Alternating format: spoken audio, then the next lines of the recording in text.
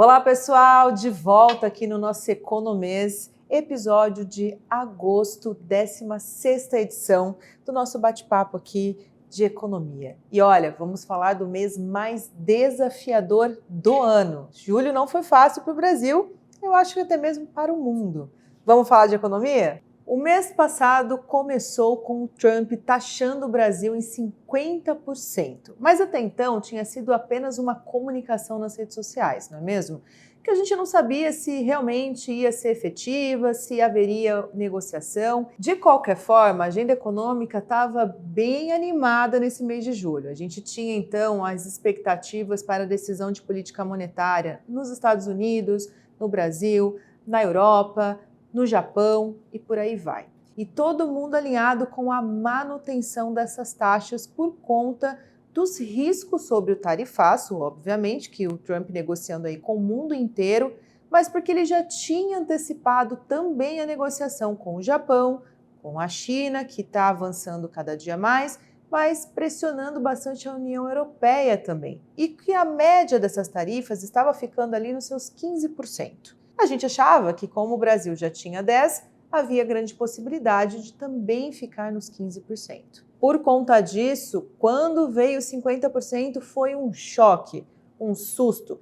E todas as variáveis, principalmente as variáveis de mercado, começaram a inverter a sua oscilação. Então, o dólar, que estava tendo uma descompressão, um alívio, voltou a subir.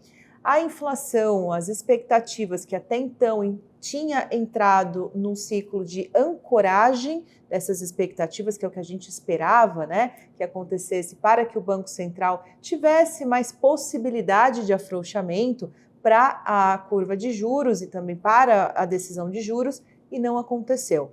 O Trump conseguiu inverter todo esse caminho. Bom, no dia 30 de julho, um dia antes para encerrar o mês, Trump então efetivou as tarifas, anunciando 40% de tarifas para o Brasil, que seriam add valorem, que significa adicionar as tarifas de 40% aos 10% para totalizar 50%. Até então, a magnitude veio no pior que a gente pudesse esperar. Mas o qualitativo até deixa certas dúvidas. Claro, vamos deixar claro aqui que nada de tarifa é bom, tá? Nenhum tipo de tarifa é bom. Mas poderia ser pior se fosse para todos os produtos brasileiros. A gente tem 694 produtos brasileiros na sua totalidade que ficaram fora ali do plano de tarifas, tá? Principalmente dá para perceber que é bem estratégico os produtos na qual o Trump colocou essas tarifas. De qualquer forma, agro, indústria, também ficaram mais evidentes ali para essa taxação, como o café moído é um dos principais itens ali que pode impactar bastante o resultado da balança comercial e carnes principalmente. Houve a discussão da Embraer, né, sobre aeronaves, o suco de laranja, entre outros ali, eu estou citando os principais aqui, mas esses dois ficaram de fora. Veja, produtos bem estratégicos para os Estados Unidos. Qual que é a mensagem que isso passa para nós, né? Aqui estamos para falar de economia, no entanto, isso está acontecendo com teor político. Por isso que para frente a gente acha que tem sim margem para negociação, uma vez que o Trump fez bem pensado quais seriam os produtos para tentar colocar essa negociação na mesa e tirar do Brasil as suas devidas intenções. Qual será o impacto disso, então, para a economia, tanto dos Estados Unidos, quanto do Brasil e do mundo? Porque vale lembrar que as tarifas estão acontecendo ao redor do mundo. O primeiro impacto é na economia americana. Espera-se que daqui para frente o PCI, o CPI, ou seja, os dados de inflação, comecem a mostrar com mais clareza os impactos dessas tarifas. E olha, não é pouca coisa não. Somado ao momento em que a inflação dos Estados Unidos já permanece acima da meta de 2%, perseguida pelo Fed. Essa discussão de inflação nos Estados Unidos, fora da meta, também gerou muitos ruídos lá fora e trouxe alta volatilidade que repassou para os demais mercados, principalmente para nós, mercado emergente. O Trump voltou a criticar o Powell pela estratégia de política monetária contracionista, ou seja, manter os juros elevados por mais tempo até que a inflação comece a dar sinais reais de convergência para essa meta, o que até agora não aconteceu, apesar da desaceleração gradual desse indicador. E por que isso está acontecendo? Porque o mercado de trabalho permanece aquecido e a gente ainda tem pressões inflacionárias nos núcleos de serviços, que é uma parcela bem significativa da inflação americana. Outro agravante é a política fiscal que permanece expansionista. Veja que essas características de contaminação de inflação não é uma exceção apenas dos Estados Unidos. A gente pode trazer isso para a nossa realidade também, que aqui no Brasil está acontecendo a mesma coisa. Dito isso, se a gente tiver uma piora do cenário de inflação nos Estados Unidos, logo a gente começa a importar parte dessa inflação e piorando o nosso cenário de inflação aqui. E é essa imagem que o Banco Central do Brasil, o Copom, o comitê que define sobre a taxa de juros, está considerando os riscos à frente. Apesar de que a gente não viu o mercado estressar muito a curva depois passado a principal volatilidade ali do dia 9 de julho. De qualquer forma, tivemos então a super quarta e a decisão de política monetária ela veio, tanto com manutenção para o Fed, quanto aqui o Copom também manteve então a Selic em 15% e deve manter até o final do ano. A gente estima que permaneça em 15% até março do ano que vem.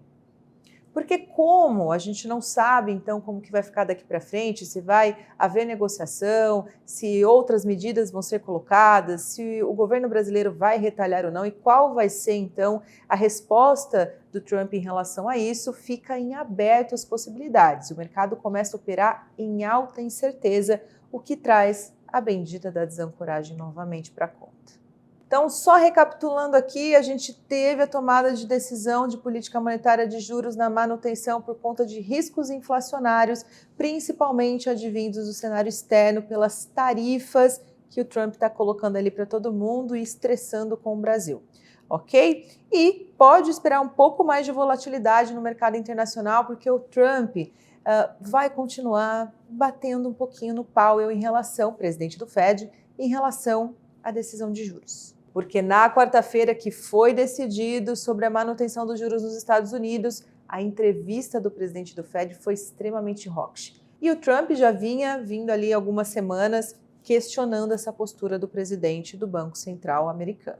Aqui parece um pouco mais suave, parece que o Copom fez um Ctrl+C, Ctrl+V ali do comunicado anterior, mas na verdade a gente considera o comunicado neutro, tecnicamente, porque realmente foi quase uma repetição ali da decisão anterior, mas com tom hawkish, porque o Banco Central brasileiro deixou bem claro que os riscos seguem elevados diante do cenário internacional, mas também de questões internas, e que se houver a necessidade de retomar o ciclo de alta, ele vai fazer. E, obviamente, destacou inúmeras vezes que a taxa de 15% da Selic permanecerá por bastante tempo nesse mesmo patamar. Agora, um último detalhe que a gente precisa se atentar, porque no dia 1º de agosto, que até então as tarifas seriam a grande protagonista desse dia, mas acabou sendo antecipadas, ficou toda a atenção voltada para o payroll, dado de atividade dos Estados Unidos. E quando esse dado saiu, o mercado inverteu todo o seu comportamento.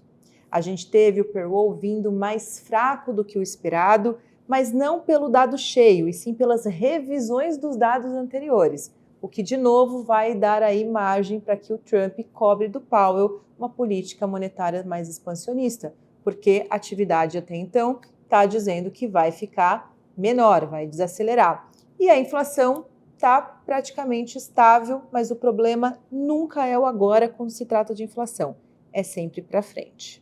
Assim, a gente termina julho, então, com muita incerteza, muita volatilidade, apesar de decisões saírem ali, nada resolvido. Muita coisa pode acontecer no mês de agosto e, a princípio, nada bom.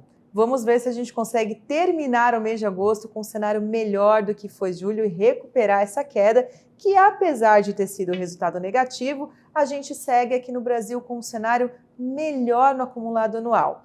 A atividade está desacelerando, mas permanece dentro do esperado. A inflação, mesmo com aceleração marginal frente ao dado de junho, a gente ainda continua com o ciclo de desaceleração dessa inflação. O dólar, mesmo estressando por conta de todo esse contexto, permanece com uma trava no 5,60, então a nossa projeção permanece no 5,70 final para este ano. E a Selic a gente já falou bastante, qualquer dúvida é só voltar no vídeo que você pode conferir novamente como ficou as nossas expectativas então para a política monetária, não só aqui do Brasil, mas do mundo. Espero vocês agora no Diário Econômico todos os dias às 6 horas da manhã. 5 minutinhos para a gente acompanhar diariamente todos esses acontecimentos e construindo nossas expectativas também com a agenda econômica semanal. Espero vocês!